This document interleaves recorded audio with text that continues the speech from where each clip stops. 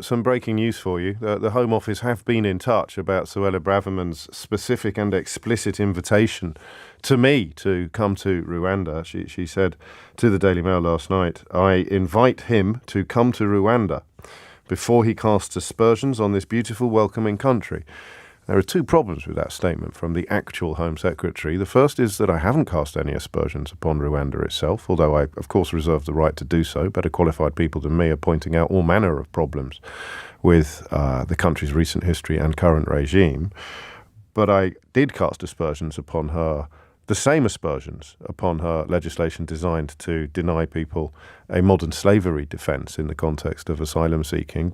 They're precisely the same concerns articulated by someone called Theresa May in the House of Commons last week. So she is, and I think I can say this with a degree of comfort and confidence, Suella Braverman is deliberately misleading voters with the express assistance of the Daily Mail newspaper. I categorically did not cast a spell. Well, I'll tell you exactly what I said. I shared a photograph of Suella Braverman cackling dementedly in Rwanda and wrote, exactly 200 years after William Wilberforce founded the Anti-Slavery Society, here's Suella Braverman at a facility to which she hopes to deport trafficked victims of modern slavery. How is that casting aspersions on Rwanda? I may take calls on this, so I'm giving you a heads up. I may take calls on this in the final hour of the programme. How is me pointing out that Theresa May was right when she pointed out the modern slavery elements of the illegal immigration bill would essentially deny people protection from being trafficked in that way? How is that casting aspersions on Rwanda? And then after some people pretended to be outraged that the original photograph featured other people, so Suella Braverman is cackling dementedly while three other people look on in a slightly bemused way, I shared that photograph as well. Two other people look on in a slightly bemused way. Then it turns out there's another photograph. So the Daily Mail have cropped. While accusing me of cropping the photograph, the Daily Mail have actually cropped the photograph themselves that they hold up as the original photograph. So the original photograph features four people. Three of them are smiling in a slightly bemused way, and one of whom is cackling dementedly. The original photograph that I shared had been cut in the way that newspapers always cut photographs to feature the person responsible for the policy I was describing. But as I explained to you last week, this is all about whipping up anger and ignorance. So lots of people then pretend to be outraged. They think I was deliberately... So here's the thing.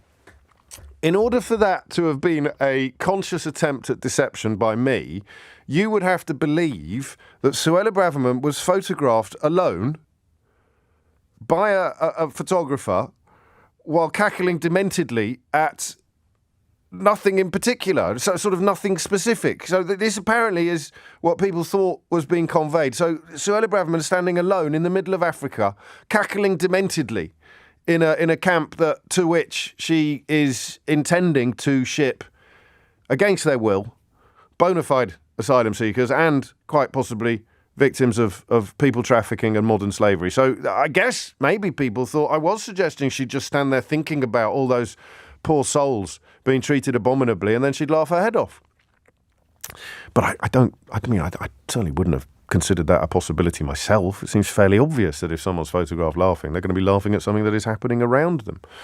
But on a trip like that, I would have thought that demented cackling was probably off limits. In fact, if I were to advise the Home Secretary, I would say that if you don't want to be photographed cackling dementedly at a refugee facility to which you are preparing potentially to send victims of people trafficking and modern slavery, Theresa May has explained that bit of this contention. If you are keen not to be photographed cackling dementedly at a refugee facility, my advice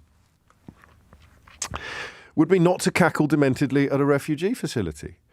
And you know, if you can't control the photographers who you've only invited because you expect them to provide friendly coverage and borderline propaganda puff pieces, if you can't be confident that you won't be able to insist that they take the films out of their cameras or delete the digital images, then it's even more important to follow my advice. And again, I would say that if you don't want to be photographed cackling dementedly at a refugee facility, then don't cackle dementedly at a refugee facility. So I get the invitation. We can be pretty clear about the language here, can't we? I don't think anyone is... I invite him, that's me, James O'Brien, hello. I invite him to come to Rwanda before he casts aspersions on this beautiful, welcoming country.